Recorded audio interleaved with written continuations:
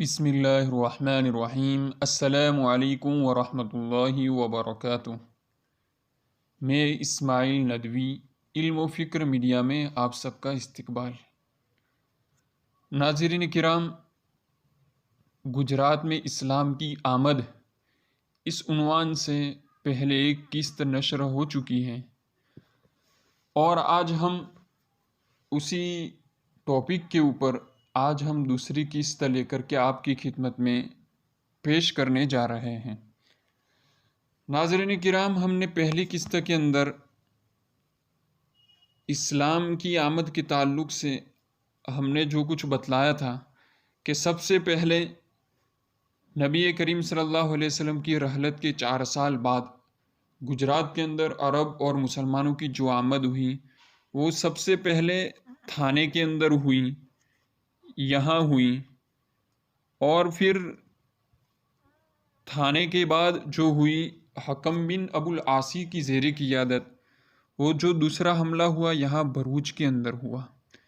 پھر اس کے بعد بنو امیہ کے دور میں ہشام بن عبد الملک کے زمانے میں ہشام بن عبد الملک نے جنید بن عبد الرحمن کو کچھ کی طرف بھیجا تھا، سندھ کی طرف بھیجا تھا، لیکن پھر سندھ کا بندوبست سنبھالنے کے بعد پھر جنید بن عبد الرحمن نے یہاں پر کچھ کے اوپر حملہ کیا تھا۔ تو یہ ہوئی گجرات کی پہلی قسط میں اس طرح بتلایا گیا تھا، پہلے تھانے کے اندر، پھر بھروچ کے اندر، اور پھر کچھ کے اندر۔ اب ہم آج دوسری قسط کے اندر بتلائیں گے کہ اس کے بعد گجرات کے اندر مسلمانوں کی آمد، عرب حضرات کی آمد کب ہوئی۔ تو اب بنو امیہ کا زمانہ آپ کو معلوم ہو گیا ہوگا کہ سن ہجری 132 کے اندر بنو امیہ کا دور ختم ہو چکا تھا۔ اس کے بعد خلافت عباسیہ قائم ہوتی ہے۔ اب خلافت عباسیہ کے قائم ہونے کے بعد مہدی کے زمانے میں، مہدی باللہ کے زمانے میں، مہدی نے سن ہجری 159 کے اندر 159 کے اندر مہدی نے عبد الملک ابن شہاب کو ہندوستان کی طرف روانہ کرتے ہیں۔ اب جب مہدی روانہ کرتے عبد الملک ابن شہاب کو، تو سب سے پہلے ان کا جو مرکز توجہ اور ان کی نگاہ جو پڑتی ہے ہندوستان کے جس خطے کی طرف، وہ ہے ہمارے گجرات کا بھاڑبوت شہر۔ بھاڑبوت جس کو عربی کے اندر باربد کہا جاتا ہے، یہ بھاڑبوت، یہ باربد، تو اس کی طرف عبد الملک ابن شہاب کا رخ ہوتا ہے، جو بھروچ کے بالکل قریب ہے، اور خلیج کھمبات، بحیرہ عرب کا جو ایک حصہ ہے، اسی بحیرہ کھمبات کے قریب ہی جو مشہور دریا بہتا ہے نرمدا ریور، تو اسی نرمدا ریور کے پاس یہ کھمبات، یہ باربد پڑتا ہے، جس کو ہم گجراتی میں بھاڑبوت کہتے ہیں۔ یہاں پر ان کی نگاہ پڑتی ہے اور یہاں پر اپنا پڑاؤ ڈالتے ہیں۔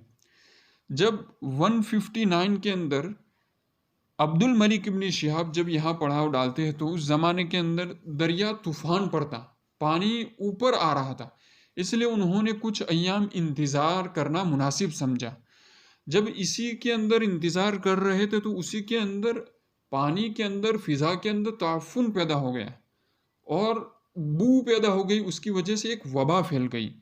جب یہ وبا پھیل گئی تو اس وبا پھیلنے کی وجہ سے اس قافلے میں جو مجاہدین آئے تھے اس میں سے کئی لوگ بڑی تعداد کے اندر شہید ہو گئے۔ اب اسی میں سے ایک بڑا نام ہے، جلیل القدر تابعی ربیع بن صبیح کا نام آتا ہے۔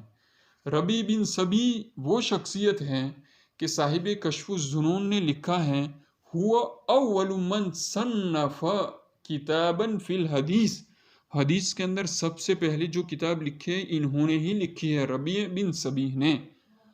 اب اس قافلے کی آمد سے فتوحات کا ہی آغاز نہیں ہوا، بلکہ گجرات کے اندر علم و حدیث کا ایک باب بھی کھل گیا۔ اسی وجہ سے گجرات کو دیگر خطوں کی وجہ سے روحانی اور علمی حیثیت سے فوقیت اور برتری حاصل ہوئی۔ ابھی دہلی کے اندر علم حدیث کی مسندیں قائم نہیں ہوئی تھی کہ گجرات کے اندر ربیع بن صبیح، کون ربیع بن صبیح؟ جن کے تلامذہ سفیان ثوری، امام عبد الرحمن بن مہدی، امام وکیع بن جراح، ایسے تو ان کے تلامذہ ہیں۔ تو گجرات کے اندر پھر بعد میں جا کر کے جو محدثین کی آمد ہوئی، جس میں علامہ سخاوی کے تلامذہ آئے، حافظ ابن حجر مکی کے تلامذہ اس گجرات میں آئے اور گجرات کے اندر علم حدیث کو پھیلایا گیا۔ اسی وجہ سے گجرات کے اندر اس روحانیت پھیلی، گجرات کے اندر علم و حدیث پھیلا۔ دہلی کے اندر شاہ محدث دہلوی، شاہ عبدالعزیز کی مسندیں تو بہت بعد میں قائم ہوئیں، اس سے پہلے 16ویں اور 17ویں صدی عیسوی کے اندر گجرات تو شیراز تھا، گجرات تو نیساپور کی طرف وہاں پر علم و حدیث پھیل چکا تھا۔ آج بھی وہاں باربد یعنی بھاڑپوت کے اندر ایک مزار ہے، اس مزار کا انتساب کیا جاتا ہے اسی جلیل القدر تابعی ربیع بن صبیح کی طرف کہ یہ مزار ربیع بن صبیح کا ہے۔